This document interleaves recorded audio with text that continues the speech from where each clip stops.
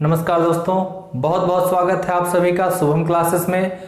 दोस्तों, पिछले video lecture पे हम लोगों ने देखा था कि किस प्रकार से हम लोग सल्फ्यूरिक एसिड का निर्माण कर रहे थे, उसके कुछ प्रॉपर्टीज के बारे में अध्ययन किया था, साथ ही साथ उसका उपयोग कहाँ कहाँ पर किया जाता है सल्फ्यूरिक अम्ल का, यह चीजें हम लोगों ने पढ़ा था।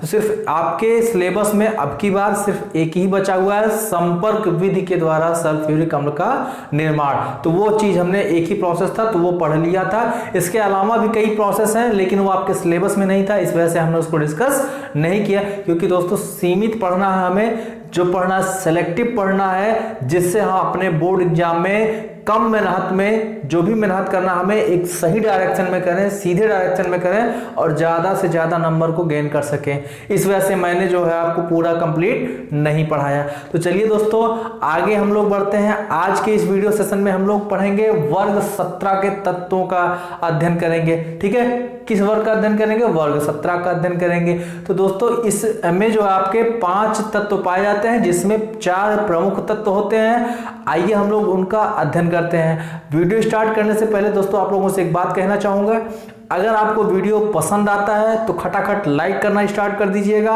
वीडियो को अपने दोस्तों के पास शेयर करिएगा।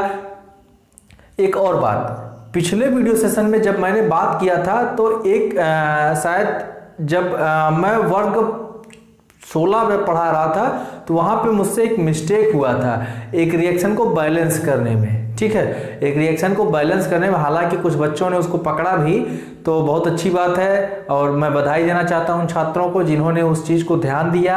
अच्छी बात है, आप लोग सभी लोग ये किया करिए, क्योंकि मैं भी भैया इंसान ही हूँ। ठीक, गलतियां हो जाती हैं, मिस्टेक हो जाते हैं। कभी कभी क्या है कि लिखना आदमी कुछ चाहता है, बोलना कुछ चाहता है, निकल कुछ जाता है, लिख कुछ देता है। ठीक है, तो उस कंडीशन में ऐसा ही हुआ था, तो आप लोग उसको करेक्शन कर लीजिएगा। अच्छा, एक बात और, आप लोग बड़े परेशान रहते हैं नोट्स वगैरह के लिए, तो भैया एक काम करिए, यदि आपको तत्काल नोट्स चाहिए तो आप लोग क्या करिए, वीडियो का मैं तो बोलता ही हूँ स्क्रीनशॉट लेने के लिए, स्क्रीनशॉट लीजिए और खुद से नोट्स प्रिपेयर करिए। मैंने कहा है कि मैं नोट्स प्रोवाइड कर दूंगा, भैया थोड़ा टाइम लगेगा, मुझे एक ही काम नहीं रहता है कि मैं बस वीडियो बनाऊँ, इसके बाद इसका पूरा नोट्स बनाऊँ और आपके पास शेयर करूँ। बस एक ही काम थोड़े ना भैया, और भी काम है। ठीक है, तो जैसे मुझे टाइम मिलेगा मैं नोट्स बना के अपलोड कर दूंगा। मैं नोट्स फिलहाल बना रहा हूं, थोड़ा सा टाइम दीजिए, सारे ऑर्गेनिक केमिस्ट्री का आपको जो है एक साथ नोट्स प्रोवाइड कर दिया जाएगा। और बाकी आप लोग कुछ डाउट रहता है, देखिए क्या है ना कि जैसे आप लोग कमेंट करते हैं सर ये नहीं समझ में आया, सर वो नहीं समझ में आया। देखिए आप लोग वीडियो को या तो पूरा देखते नहीं है, कभी कल ही या परसों के वीडियो में एक बच्चे ने कमेंट किया था कि सर आपने ये रिएक्शन नहीं बताई। भैया पूरा वीडियो तो देख लेते हैं, मैंने वीडियो में ही वो रिएक्शन बता रखी है, आप पहले से ही कमेंट कर देते हैं कि सर आपने ये रिएक्शन बताया ही नहीं है, ये चीज़ नहीं पढ़ाई है, ये सर छोड़ दिया है। ठीक है, आप पहले वीडियो को पूरा देखिए, इसके बाद अगर चैप्टर हम क्लोज करते हैं और तब नहीं बताते हैं तो आ करके आप फिर कमेंट करके बताइए कि सर ये चीज़ आपने नहीं बताई है। दूसरी चीज़, मैं अगर आपको 30 मिनट का वीडियो बना करके दे रहा हूँ, पढ़ा रहा हूँ 30 मिनट, तो आपको क्या है कम से कम 3 घंटे पढ़ने हैं। ठीक है, क्यों? क्योंकि आपको वीडियो भी देखना है, प्लस में वीडियो देखने के बाद आप अपना टेक्स्ट बुक उठाइए, टेक्स्ट बुक को एक बार रीड करिए, इसके बाद जो क्वेश्चंस आए हैं, अनसॉल्व पेपर अब तो मार्केट में अवेलेबल है, उस क्या कहते हैं अनसॉल्व पेपर को उठाइए, जो भी प्रीवियस ईयर में आपके क्वेश्चन पूछेगा उनको सॉल्व करिए। आपका ये फर्ज बनता है। आप लोग सिर्फ सोचते हैं कि आधे घंटे का वीडियो देख लिया और इससे हमारा कट जाएगा, तो भैया इससे सिर्फ पास हो सकते हैं। ठीक है, 50-55% आ सकते हैं, 60% आ सकते हैं, इससे मार्क नहीं आ सकता यदि आप सिर्फ वीडियो देख लिया और सोच रहे काम हो जाएगा। नहीं, अगर 90% पाना है तो आपको मेहनत करना होगा, वो भी ग्राउंड पे उतर के करना होगा, मतलब आपको जो है लिख करके मेहनत करना होगा। ठीक है, बार बार जो है जो प्रीवियस ईयर के क्वेश्चन उसको सॉल्व करना पड़ेगा। अगर आप इतनी मेहनत कर सकते हैं तभी आप 90% का सपना देखिए, अदरवाइज 90% का सपना ऐसे नहीं पूरा होता है। ठीक है, हम लोगों ने भी मेहनत की है।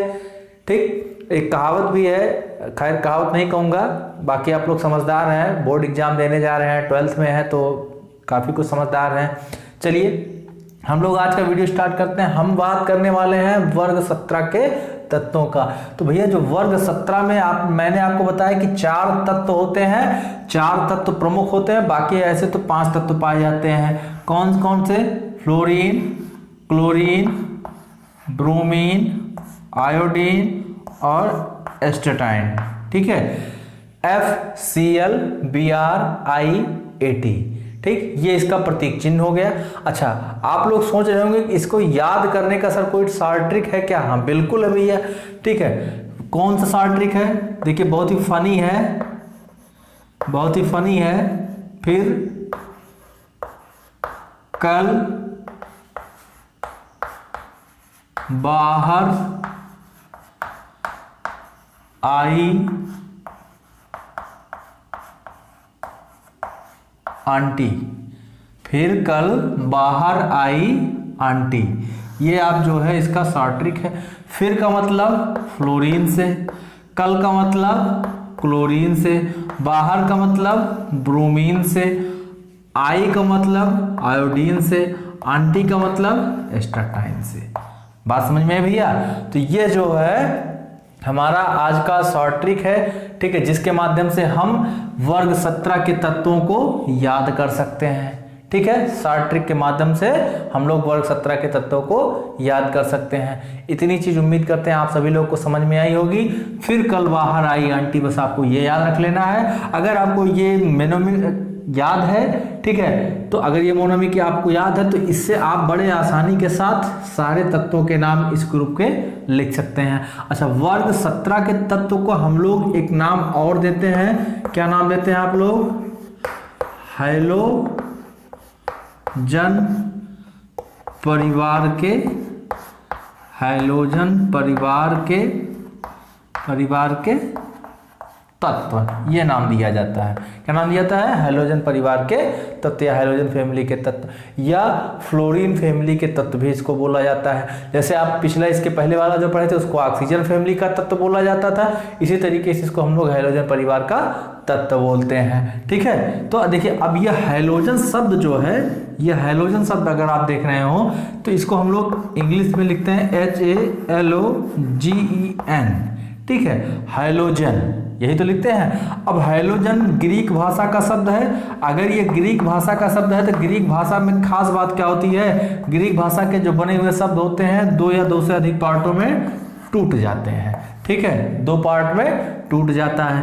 पहला आपका होता है हैलो, दूसरा का मतलब जन। मैंने आपको जब पढ़ाना स्टार्ट किया था उसी समय बताया था कि मैं चाहे केमिस्ट्री हो चाहे बायोलॉजी हो, टर्म पे आप ध्यान दीजिएगा, टर्म को तोड़ने की कोशिश करिएगा, टर्म को सीखने की कोशिश करिएगा, टर्म को समझने की कोशिश करिएगा। अगर आप इतना सीख गए तो केमिस्ट्री और बायोलॉजी बहुत आसान है। अगर आप इतना नहीं सीख पाए तो फिर समझिए बहुत ही टफ आपके लिए, फिर आपके बस की बात ये नहीं है। ठीक, अब हैलो का मतलब क्या होता है? साल्ट होता है। हैलो का मतलब क्या होता है? साल्ट, अर्थात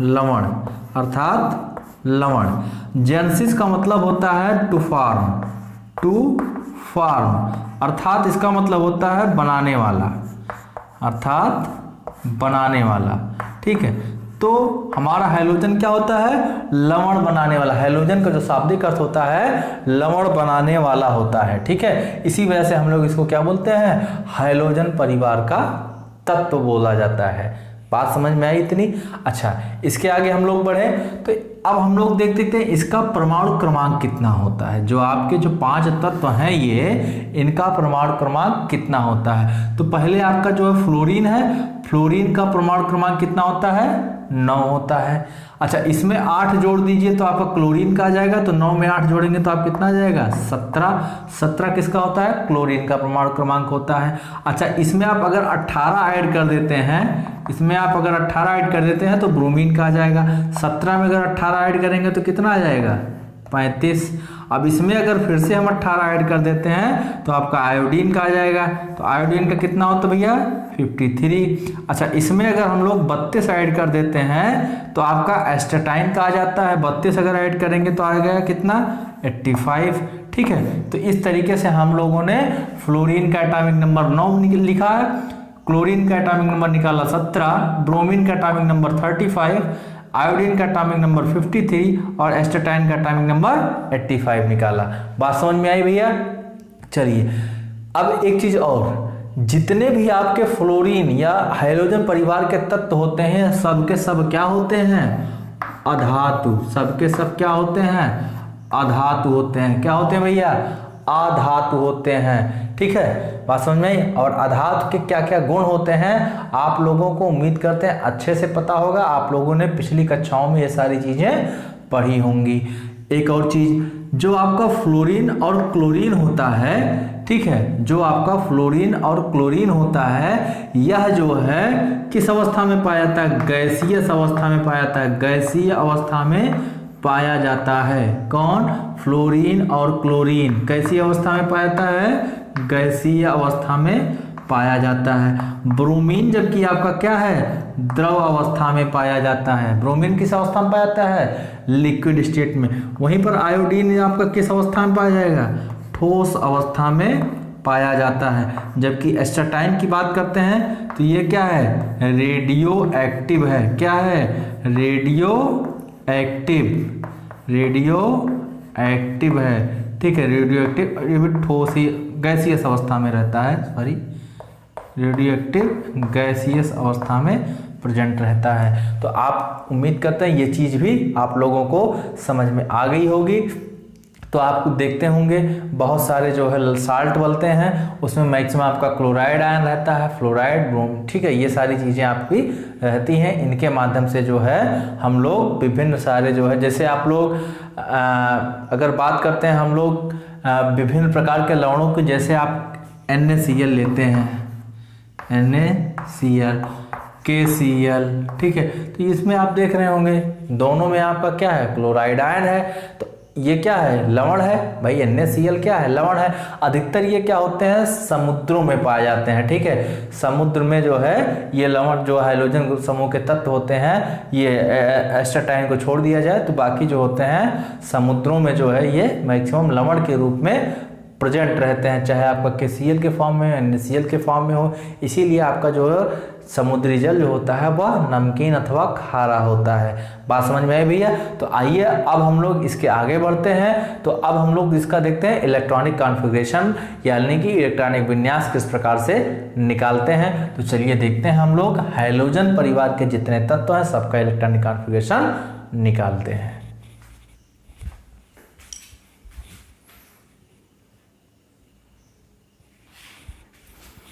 चलिए भैया, इलेक्ट्रॉनिक कॉन्फ़िगरेशन निकालने के लिए वही पुराना तरीका जैसे हम लोग पहले निकालते थे। ठीक, लिखते हैं 1s 2s 2p 3s 3p 3d 4s 4p 4d 4f 5s 5p 5d और 5f। अब कम करते हैं एक एक। 6s 6p 6d 7s 7p, इसके अलावा आपका 8s आ जाता है। हम करते हैं नीचे से 4 को एक साथ कट करेंगे। ठीक, अब इसके बाद फिर 4 को एक साथ कट करेंगे। ये समझ लीजिए 6p वाला इसमें कट रहा है। ठीक है, ये 6p वाला इसी में और 7s वाला इसी में कट रहा है। अब 3 को एक साथ कट करेंगे। 1 2, ये आपका 3 कट गया। नेक्स्ट फिर 3 को एक बार कट करेंगे। चलिए अब 2 को कट करेंगे। 1 2, अब 1 को कट करेंगे। 1 2। इलेक्ट्रॉन हमेशा यहीं से इंटर करेगा। बात समझ में भैया? इलेक्ट्रॉन हमेशा यहीं से इंटर करेगा पीछे साइड से। ठीक है, तो आप इंटर कराइए और इलेक्ट्रॉनिक कॉन्फ़िगरेशन निकालिए। हमने बताया कौन कौन से तत्व हैं आपका? Fluorine, chlorine, bromine, iodine, एस्टाटाइन। अच्छा, इसके लिए मैंने आपको शॉर्ट ट्रिक क्या बताया? फिर कल बाहर आई आंटी। भाई आंटी कैसी भी हो, आंटी से मतलब नहीं है, बस आंटी बाहर आई है। ठीक है, आपको इतना पता करना है, इतना जानना है कि आंटी बाहर आई है, वो दिखने में कैसी है उससे कोई मतलब नहीं है। ठीक है, तो आपको शॉर्ट ट्रिक क्या याद करना है? फिर कल बाहर आई आंटी। ठीक है, मैंने आपको बताया था atomic number 9, atomic number 17, atomic number 35, atomic number 53 और एटॉमिक नंबर 85।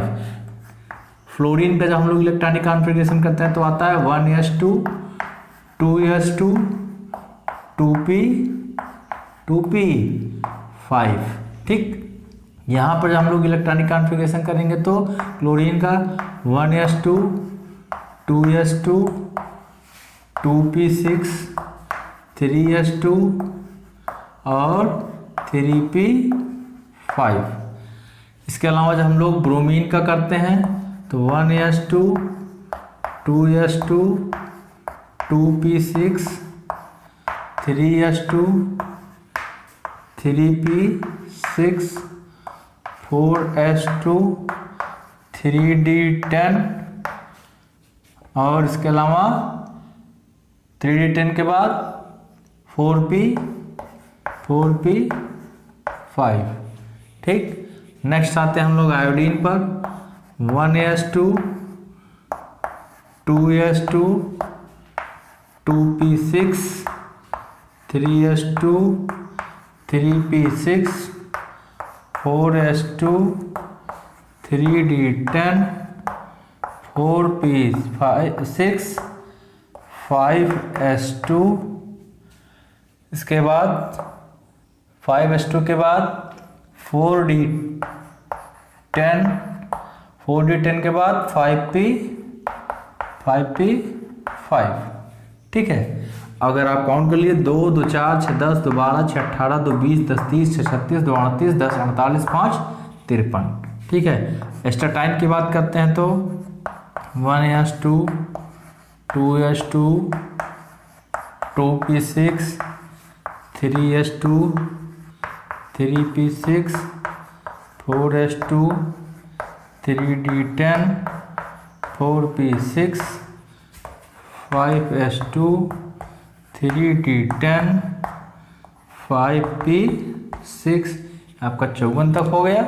ठीक है, अब आगे बढ़ते हैं हम लोग 5p6 के बाद 6s2 4f14। इसके अलावा 5d10 और 6p5। 2 2 4 6 10 2 12 6 18 2 20 10 30 6 36 2 38 10 48 6 54 54 के बाद 2 56 4 60 10 70 10 80 5 85 और यहाँ पे एटॉमिक नंबर 85 स्टैटाइन का। ठीक है, ये आपका रेडियो एक्टिव पदार्थ है। ठीक, बहुत कम मात्रा में आपका उपलब्ध होता है, पृथ्वी पर पाया जाता है और ये स्टेबिलिटी इसका कम होता है। ठीक है, इसका कुछ न कुछ हाफ टाइम पीरियड या जिसे आप अर्धायुकाल कहते हैं वह भी होता है। तो उम्मीद करते हैं आपको इलेक्ट्रॉनिक कॉन्फ़िगरेशन पूरा समझ में आ गया होगा। इस चार्ट के माध्यम से कैसे निकालते हैं आपने पिछले वीडियो में सब देखा होगा, क्योंकि मैंने आपको ग्रुप जो है 15 पढ़ा दिया है, 16 पढ़ा दिया है। ठीक है, तो वहाँ पे आप लोगों ने ये सारी चीज़ें देखी होंगी। अब आपको जो है इसमें बताने की मुझे नहीं लगता है कि आवश्यकता है, तो आप लोग जो मैंने बता रखा है इसका इलेक्ट्रॉनिक कॉन्फ़िगरेशन वह जो है एक स्क्रीनशॉट लीजिएगा। उसके पहले मैं आपको बता दूं, आप देख रहे हैं कि सबका लास्ट इलेक्ट्रॉन पी सब सेल में ही जा रहा है, पी कक्षक में ही जा रहा है, चाहे देख लीजिए। ठीक है, सबका लास्ट इलेक्ट्रॉन कहाँ जा रहा है, पी कक्षक में जा रहा है, इसीलिए हम लोग इसको पी ब्लॉक एलिमेंट बोलते हैं। पहली बात।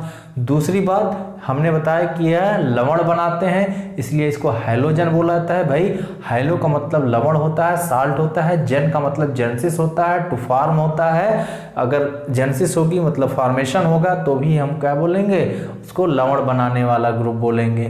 ठीक है, एक और चीज़ मैंने आपको अभी जो बताया इलेक्ट्रॉनिक कॉन्फ़िगरेशन, तो संपूर्ण 17वें वर्ग के जितने भी तत्व होते हैं उनका जो अंतिम इलेक्ट्रॉनिक विन्यास आता है वह आता है NH2NP5 टाइप का आता है। क्या आता है, NH2NP5।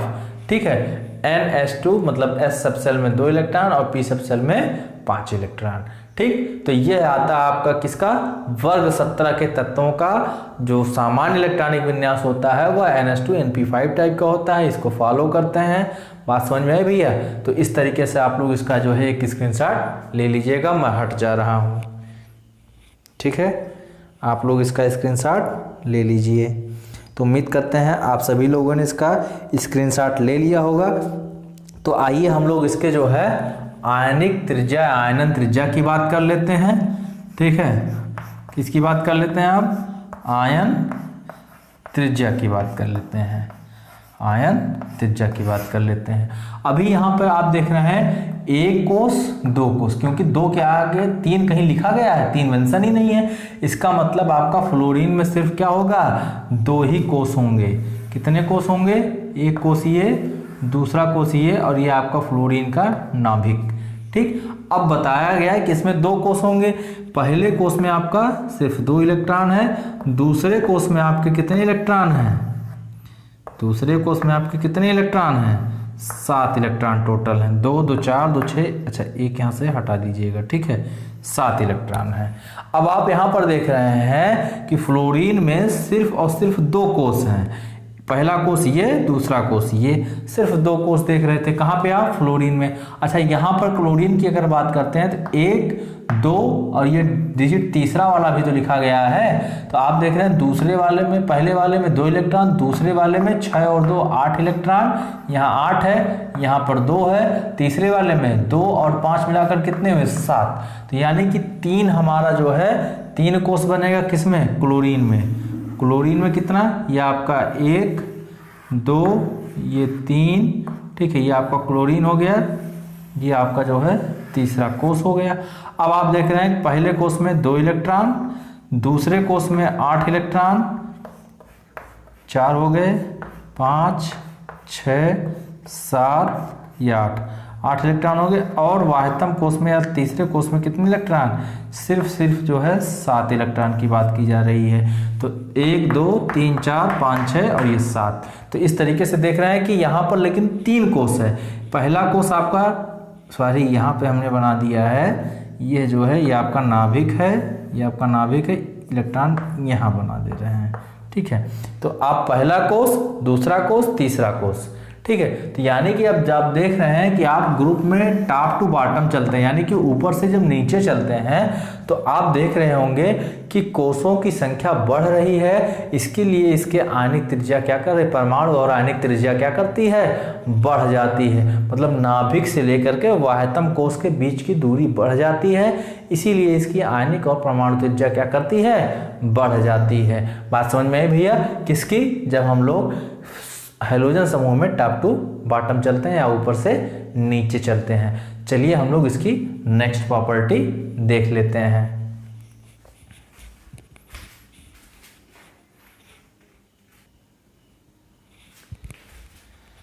चलिए दोस्तों, अब हम लोग वर्ग 17 के जो भी आपके तत्व हैं उनके कुछ प्रॉपर्टीज का अध्ययन कर लेते हैं। जो सामूहिक प्रॉपर्टीज, सामूहिक गुण उनके पाए जाते हैं, उनका अध्ययन कर लेते हैं। तो पहला हमारा है आयनन एंथैल्पी। आयनन एंथैल्पी को हम लोग किस में मापते हैं? आयनन एंथैल्पी को मापते हैं किलोजूल पर मोल में।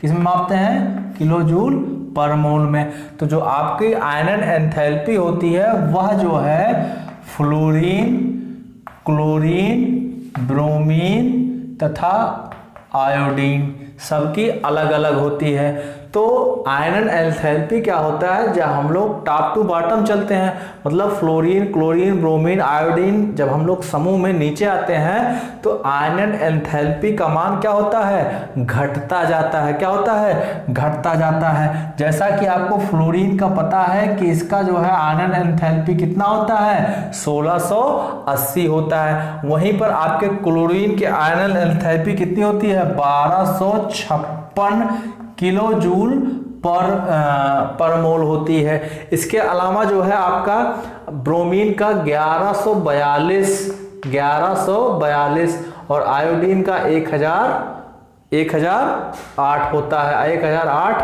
क्या? किलोजूल पर मोल क्या होती है? आयनन एंथैल्पी। देखिए आयनन एंथैल्पी क्या होती है? जो आपके हैलोजन परिवार के तत्व होते हैं उसमें जब हम लोग ऊपर समूह में ऊपर से नीचे की तरफ चलते हैं तो आयनन एंथैल्पी का मान क्रमशः घटता जाता है। आप लोग देख रहे हैं फ्लोरीन का 1680 किलो जूल पर मोल है, क्लोरीन का 1256 किलो जूल पर मोल है, आपका ब्रोमीन का 1142 किलो जूल पर मोल है, वहीं पर आपका आयोडीन का कितना है 1008 किलो जूल पर मोल है। ठीक है, तो मैंने आपको पहले ही बता दिया कि आयनन एंथैल्पी क्या होती है, ग्रुप में ऊपर से नीचे जाने पर घटती है। वहीं पे आपको विद्युत ऋणात्मकता जो होती है, इलेक्ट्रोनेगेटिविटी होती है, इलेक्ट्रोनेगेटिविटी का भी जो वैल्यू होता है वह ग्रुप में ऊपर से नीचे जाने पर घटता है। ऊपर से नीचे जाने पर क्या होगा, घटेगा। फ्लोरीन की इलेक्ट्रोनेगेटिविटी 4.2 होती है, वहीं पे आपका क्लोरीन की इलेक्ट्रोनेगेटिविटी कितनी होती है 3.2 के आसपास होती है। क्लोरीन के अलावा जब हम लोग और नीचे आते हैं, ब्रोमीन की बात करते हैं तो 3 होती है। ब्रोमीन के अलावा और नीचे आते हैं यानी कि आयोडीन पे आते हैं तो आयोडीन का कितना होता है, फ्लोरीन का आपका होता है 4.2, क्लोरीन का 3.2 के आसपास, सॉरी फ्लोरीन का 4 होता है, क्लोरीन का आपका 3.2 होता है, ब्रोमीन का आपका होता है 3। इसके ब्रोमीन के बाद आपका आता है आयोडीन जिसका होता है 2.7, और आयोडीन के बाद आपका आता है स्टैटाइन जिसका होता है 2.2। क्या इलेक्ट्रोनेगेटिविटी, क्या इलेक्ट्रोनेगेटिविटी विद्युत ऋणात्मकता का मान हम लोग क्या कर रहे हैं, देखिए 4 से घट करके कितना हुआ 3.2 हुआ, ब्रोमीन में आया तो कितना 3 हो गया, आयोडीन में आया तो 2.7 हो गया,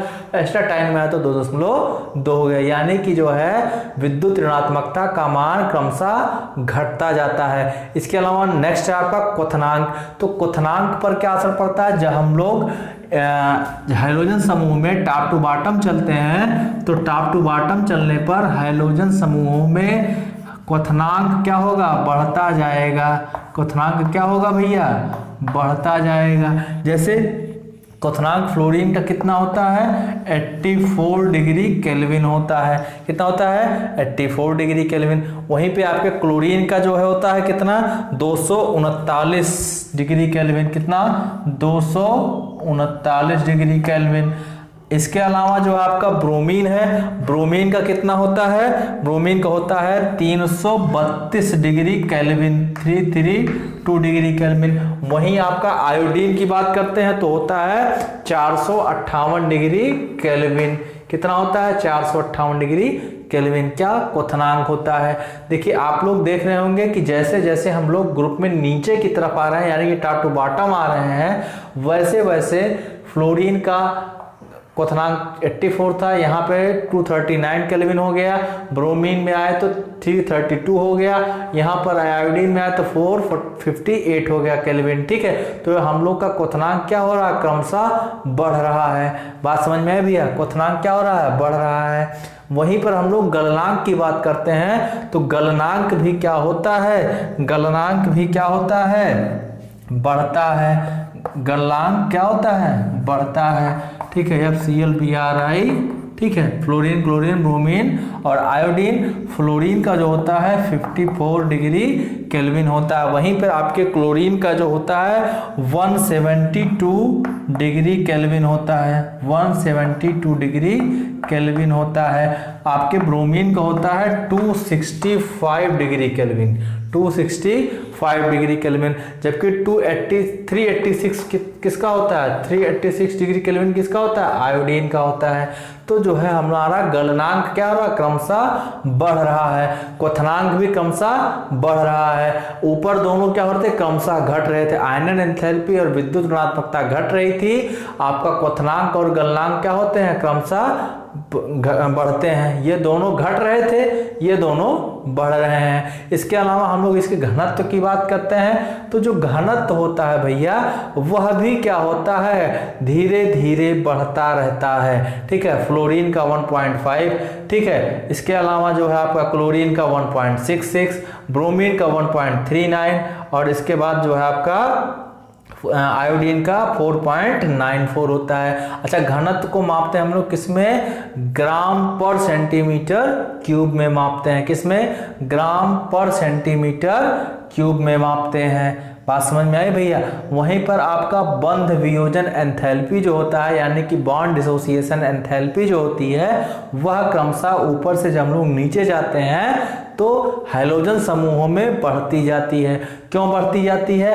क्योंकि जो है कोषों का मान, तो वही मान लीजिए जैसे कोषों का मान तो बढ़ता ही बढ़ता, साथ ही साथ आप जब देख रहे थे 16वें वर्ग को पढ़ रहे थे तो लास्ट में आपके 4 इलेक्ट्रॉन रहते थे। ठीक है भाई, आपके Np4 होते थे, अब यहाँ पर क्या Np5 हो रहे हैं। इसका मतलब वाह्यतम कोष में 1 इलेक्ट्रॉन बढ़ जा रहा है। जब इलेक्ट्रॉन बढ़ जा रहा है, स्पेस तो कोष का उतना ही होगा, लेकिन क्या होंगे, डेंसिटी बढ़ जाएगी। अगर डेंसिटी बढ़ जाएगी तो इसका मतलब इलेक्ट्रॉन जो हो गए मोर कॉम्पैक्टली अरेंज हो जाएंगे, अधिक पास पास अरेंज हो जाएंगे।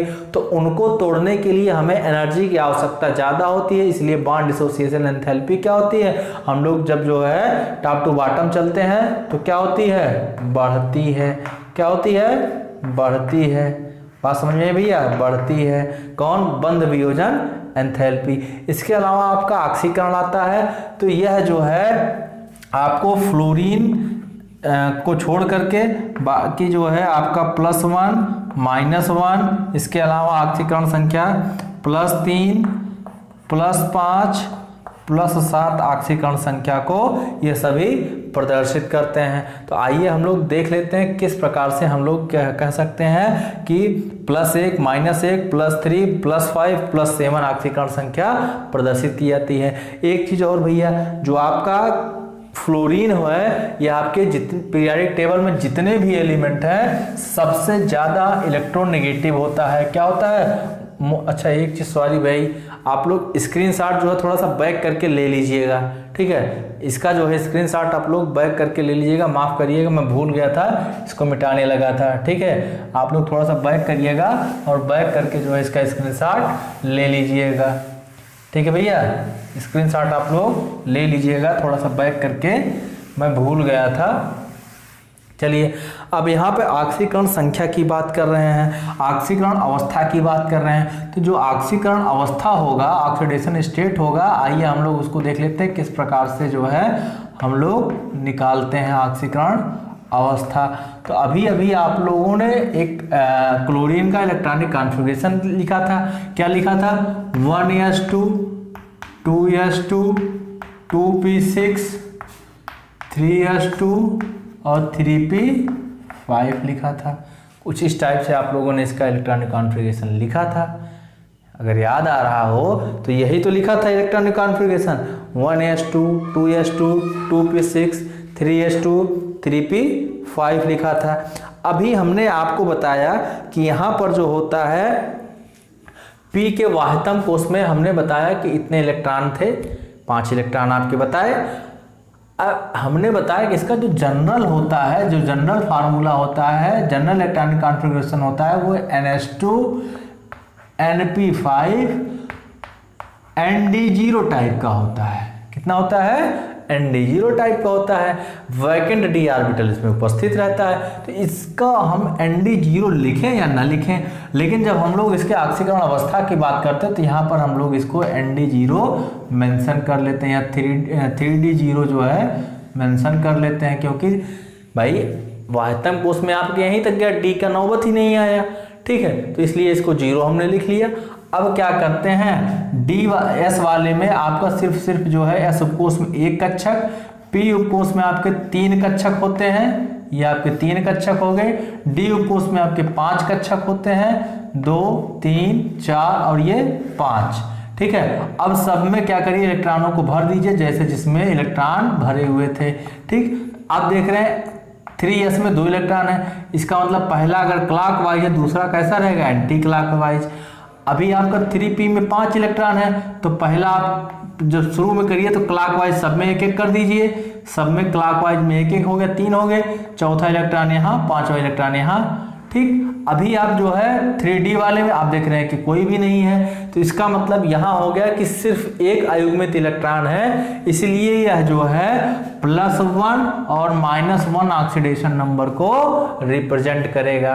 बात समझ में आई, +1 और -1 ऑक्सीडेशन नंबर को रिप्रेजेंट करेगा। ठीक है, यह हो गया इसके ग्राउंड स्टेट के लिए।